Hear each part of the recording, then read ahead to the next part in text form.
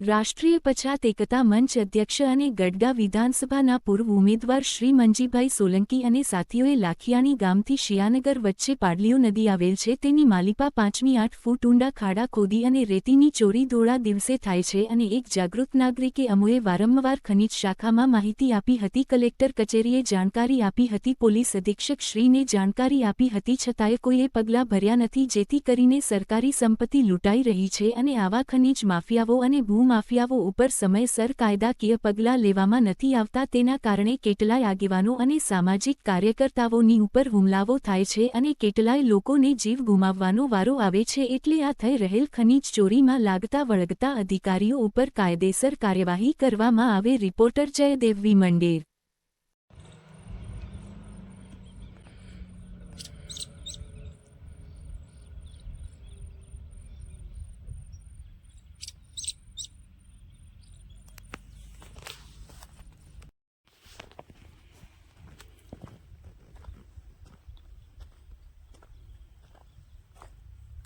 કરોડો રૂપિયાની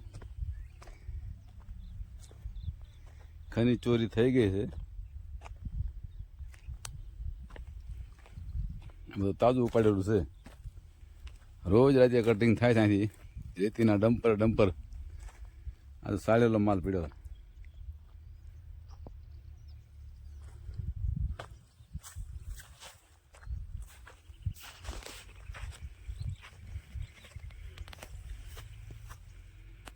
જોઈ દો.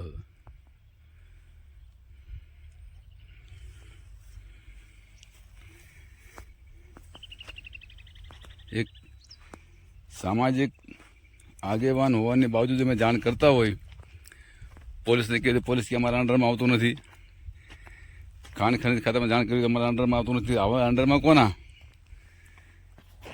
હજી મીડિયામાં મૂકવી છે, જોઈશે રિએક્શન કેવો છે. કરોડો રૂપિયાનું ખનીજ ચોરી થતી હોય જોઈ જવો.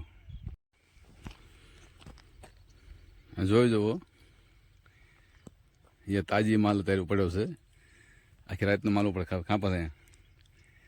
આ ટોટલ રેતી જે રહી એ 7 થી 8 ફૂટ નદી નવી રેતી ભરી લે છે. આમાં પાણીનું કેન પણ પડ્યું છે અને આમાં ઢગલો જો પણ પડ્યો હતો.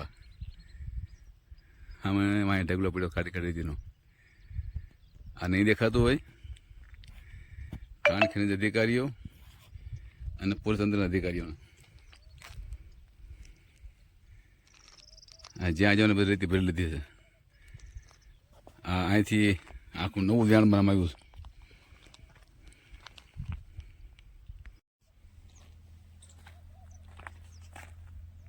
સાથીઓ, મારું નામ છે મંજીભાઈ સોલંકી.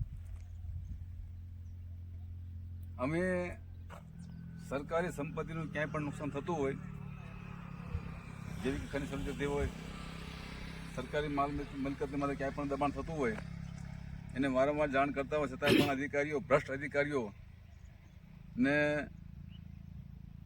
કાન સુધી અમારી વાત પહોંચે છતાં પણ ધ્યાન ન લેતા હોય, આંખો ખુલતી ન હોય. આ લાખિયાણથી શિયાનગર જતો રોડ છે અને આ તમામ જે મિલકત જે રહે ને એ સરકારી સંપત્તિ એટલે ખનીજ 8-8, 10-10 ફૂટ ખાડા કરી રેતી ભરી ગયા છે. અને હાલમાં પણ મારી સામે ભરાય કામ ચાલુ છે. ડમ્પર 2-3 ચાલી રહ્યા છે, 2-3 લોડર છે. મેં અહીંયા ઘટના સ્થળમાં જ્યાં પણ અત્યારે રેતી ભરાઈ રહી રેતી બેસી અને તમામ વિડીયો બનાવી કલેક્ટર સાહેબને પીએને જાણ કર્યો, અધિક કલેક્ટર સાહેબને જાણ કરી. એમને મને જે નંબર આપ્યો એની માથે મેં એમને લાઈવ લોકેશન મોકલાવ્યું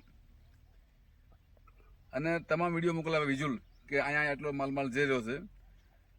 ખનીજ ખાતાના અધિકારીને ફોન આપ્યો, મને નંબર આપ્યો. મારી પાસે નંબર છે જાલોન સાહેબનો. અડધો કલાક થયો અમને કે હું ફોન કરું છું, હજુ સુધી એમનો ફોન આવ્યો નથી. મેં પોતે ફોન કર્યો હતો. એટલે એમને એવું લાગે છે ખનીજ ખાતાના અધિકારીઓ જે રહ્યા ને એ આવા ખનીજ ચોરીના માફિયાઓ હારે સંકળાયેલા છે એવું વાત સાબિત થાય છે. કરોડો રૂપિયાની રેતીની ચોરી થઈ ગઈ છે છેડ આડી પણ નેર આવી નથી જોતાવ્યા છે તમે અને જોતાવ્યા છે તમામ ઠેકાણા માથે રેતીની ચોરી થઈ રહી છે અને કોઈ અધિકારી આને નોંધ લેતા નથી. અમે પોલીસને જાણ કરી હતી, પોલીસ કે અમારા અંડરમાં ના આવે. જો કદાચ પોલીસના અંડરમાં આવતું હોત તો અમે અમારા માધ્યમથી કાંઈ પણ આડો મહેનત કરી અને આ ખનીજ ચોરી રોકાવત.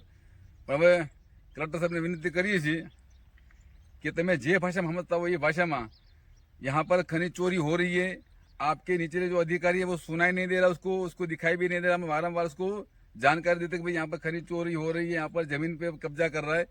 आप खुद यहाँ पर आके देखिए, लाखियारी से रोहिसा सियानगर रोड पे खनिज चोरी हाल अभी चालू है. आप आइए और यहाँ पे निरीक्षण करिए. ચાલુ છે.